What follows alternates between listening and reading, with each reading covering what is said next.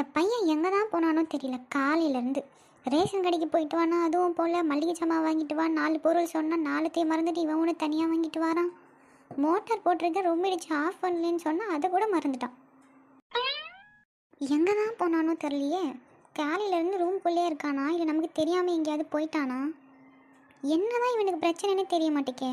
இன்னைக்கு இவனை ஒரு வழி பண்ணாமல் விடக்கூடாது. ரூம்குள்ளே இருக்கானான்னு போய் பார்ப்போம். கார்த்தி, கார்த்தி. ஆத்தே, என் மவன் ஏன் அழுகுறான்னு தெரியலையே. கார்த்தி.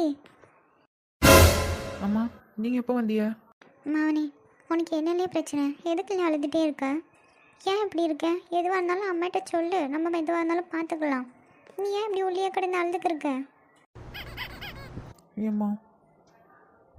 அழாத மவனே, சொல்லு, உனக்கு என்ன பிரச்சனை? அம்மா எதுவாக இருந்தாலும் சரி செய்ய.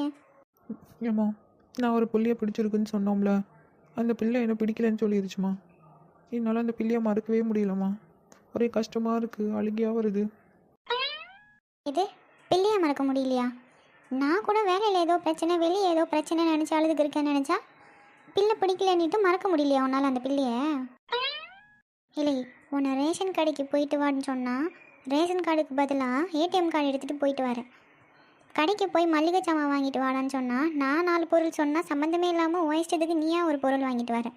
அடுப்பில் குக்கர் வச்சுருக்கேன், 2 விசில் ஆஃப் பண்ணலேன்னு சொன்னால் குக்கர் வெடிக்கிற வரைக்கும் விசில் அடிச்சுக்கிருக்கு. நீ பாட்டுக்கு உட்காந்து டிவி பார்த்துக்கு இருக்க. மோட்ரு போட்டிருக்கேன், அதை ஆஃப் பண்ணலேன்னு சொன்னால் அதை கூட உன்னால் ஞாபகம் வச்சுக்க முடியல. பிடிக்கலன்னு சொன்ன பிள்ளையே உன்னால் மறக்க முடியலையோ?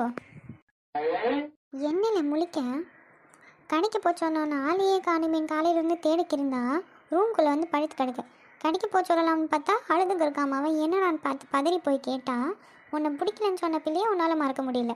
நான் சொன்ன இவ்வளோ வேலையும் உன்னால் மறக்க முடியுது, அந்த பிள்ளையை உன்னால் மறக்க முடியல. மனுஷனாடா நீ? ஒழுங்கு மரியாதையாக ரேஷன் கடைக்கு போய் நான் சொன்னதை வாங்கிட்டு மளிகை சாமான் வாங்கிட்டு வீடு வந்து சேரு. அப்போ தான் உனக்கு நைட்டுக்கு சோறு. இல்லைனா வெளியவே கடை.